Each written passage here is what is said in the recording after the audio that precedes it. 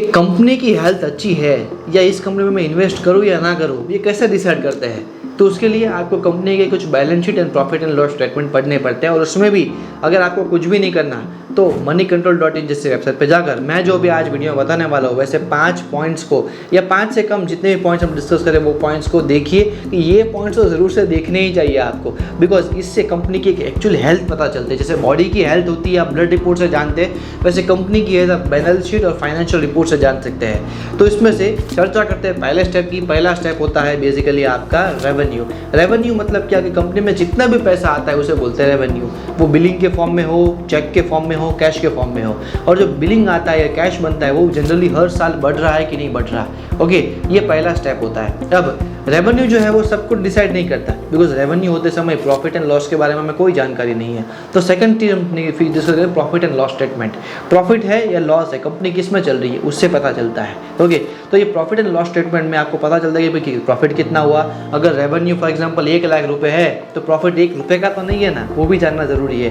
Profit कितना profit में है, कोई भी बिजनेस का एक मार्जिन होता है, वो आप इंडस्ट्री के स्पेसिफिक मार्जिन गूगल पर जाकर चेक कर सकते हैं। अगर आप कपड़े की इंडस्ट्री में हैं और आज मार्जिन 20% है तो क्या 1 लाख में से 20,000 उसका प्रॉफिट हो रहा है? That means that he is actually earning something. अगर उससे कम है तो मतलब ही इज बर्निंग मोर। और कहाँ पे खर्च हो रहा है वो देखिए।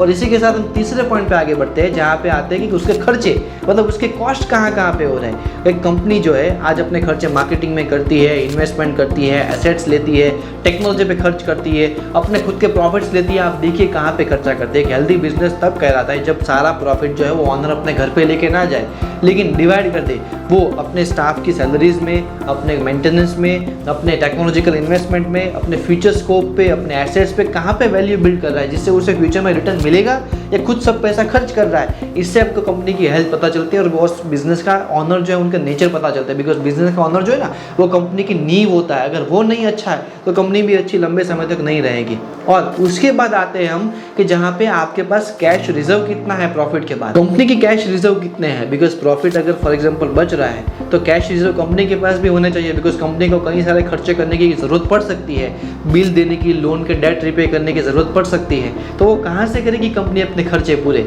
और उसके लिए कैश रिजर्व जानना ज़रूरी है कि कंपनी के पास कितना अभी कैश रिजर्व है। अगर कैश रिजर्व जो है वो सफिशिएंट अमाउंट में है तो अच्छी बात है, लेकिन कैश रिजर्व कम है तो मतलब अगर कंपनी को कुछ हो गया कल उठ के तो आपके स्टॉक के पैसे, आपके शेयर के पैसे भी वापस कैसे करेगी। इसीलिए वो भी ज़रूरी नहीं कि वो भी आप जानें कैश रिजर्व। और लास्ट में हम आते हैं कि भाई अगर ये सब कुछ सही है तो उसके बाद उसका पी रेशियो कितना है, मतलब प्रॉफिट अर्निंग रेशियो कितना है। आज एक हर एक इंडस्ट्री के अंदर पी रेशियो जो है वो अलग अलग होता है। पी रेशियो आपको ये दिखाता है कि भाई एक्चुअली प्रॉफिट अर्निंग शेयर मतलब एक पर शेयर के ऊपर जो रेशियो है प्रॉफिट का वो अच्छा है कि नहीं है। अगर उसका पी रेशियो बहुत ज़्यादा है इंडस्ट्री स्टैंडर्ड से, मतलब समझिए कि वो बहुत ओवर है कंपनी, जैसे अदानी पहले थी और जिसका अदानी का पी रेशियो मोर देन 100 हो चुका था और आइडियल पी रेशियो 25 के अंदर होता है, बराबर।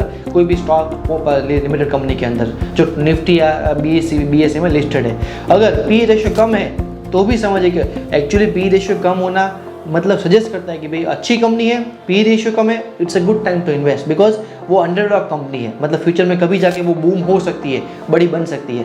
तो यही कुछ 5 प्रिंसिपल्स थे, 5 ऐसे चीज़ें थी, एलिमेंट्स थे जो हर एक कंपनी से पहले अगर आप जान लेंगे तो कोई स्टॉक एनालिस्ट की आपको ज़रूरत नहीं पड़ेगी और कोई न्यूज़ को फॉलो करने की ज़रूरत नहीं पड़ेगी। News are temporary, trend are temporary, profits, business and all this things are life time. Because यही चीज़ है जिसके लिए आप एक्चुअली उसमें निवेश करते हैं। जब आप बिजनेस में निवेश करते हैं तो आप समझिएगा कि भाई जैसे कि कई सारे इन्वेस्टर जो बड़े बड़े इन्वेस्टर हैं तो वो पहले डिसाइड करते हैं कि भाई कोई कंपनी की प्रोडक्ट मुझे पसंद है, उस कंपनी में मेरा बिलीफ है, उस कंपनी का फ्यूचर है, ये सब भी देखना पड़ता है। और यही रेशियोज आपको वो चीज़ें रिफ्लेक्ट करके दिखाते हैं। इसे बोलते हैं फंडामेंटल एनालिसिस। और यही सीखना है तो हमारा A to Z फाइनेंस का पूरा 45 डेज का कोर्स है विच इज़ ओनली 20,000 रुपीज़।